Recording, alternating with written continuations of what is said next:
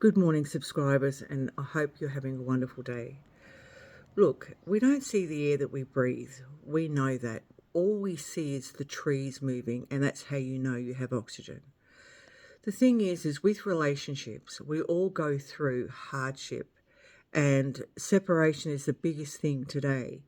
And that goes with your loved ones and your partner. Often the case is we want something so bad out of the relationship and the other person isn't geared up that way to be like you. We all have our own identities, and that's the most important thing, is that we are all unique in our own right. But what happens in a relationship is expectations come into it. And the expectation is he must do something, she must do something. And the thing is you're not patient enough to be able to listen to the other person. If you're in a relationship, you really need to listen to each other, your wants and needs. Often the case is the woman internalizes her emotions and she doesn't let the husband know, and she feels unloved, and then she goes out and finds somebody else, and then separation sets in, and then you're no longer together. And the thing is the fact that, if you understand that the man goes out and works, he comes home and he's been working all day and he feels that he just wants to be loved by his partner, and he doesn't get that either because she's so busy with the children, or she's so busy just coming home from work herself. This is what creates separation. We can avoid all this.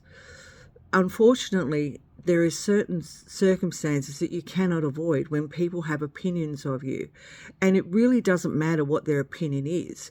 If you become a people pleaser and you just say yes, yes, yes, yes, then you're going to pay a high price for that. Because being a people pleaser is pleasing everybody, and at the end of the day, you're resentful on yourself because you pleased everybody and then you're not happy that you're not getting anything back. And that is a big thing.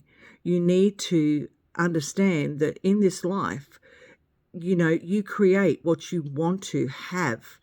You don't have to separate. You can sort it out.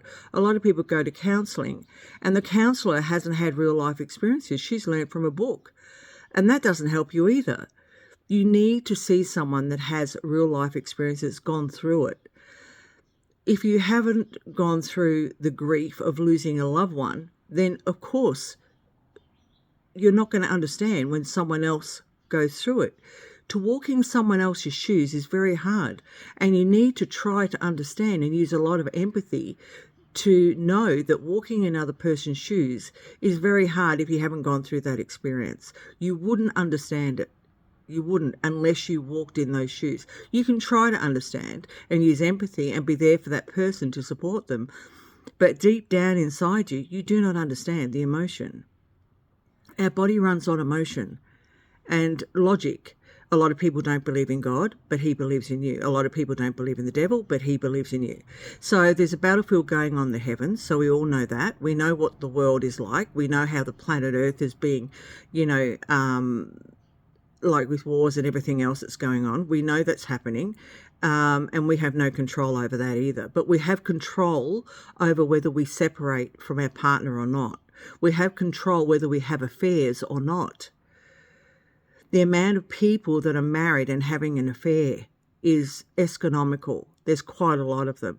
And when the person finds out that their husband or their wife is having an affair, it is life-shattering.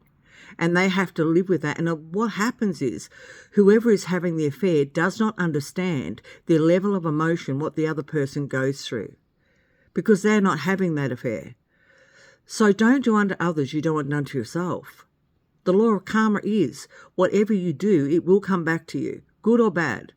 So you really need to understand that emotion is a big part of this world's play, really, when you think about it. All around the globe, people separate. Doesn't matter which country it is. And the thing is when you look at it as well, when you first met, you get on really well, you decide to get married and have children. And then what happens after that is the fact that you end up losing your way. Both of you decide to be disgruntled with each other and fight. sarcasm attracts misery, and the list goes on with that. So you really need to try to change certain elements that keeps your marriage alive, keeps your relationship alive. And that's what you need to do, because at the end of the day, if you want to ask God, sure, ask God, because he's there ready to help you. But a lot of people, if you're skeptical, it doesn't matter. But I'm letting you know that if you were out in the middle of the ocean and you had no land around you at all, you would be praying to God. I'm telling you, you would be.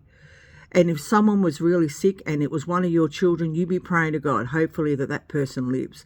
So what I'm just trying to say to you today is, you don't see the air that you breathe. Everybody runs on emotion, logic, empathy.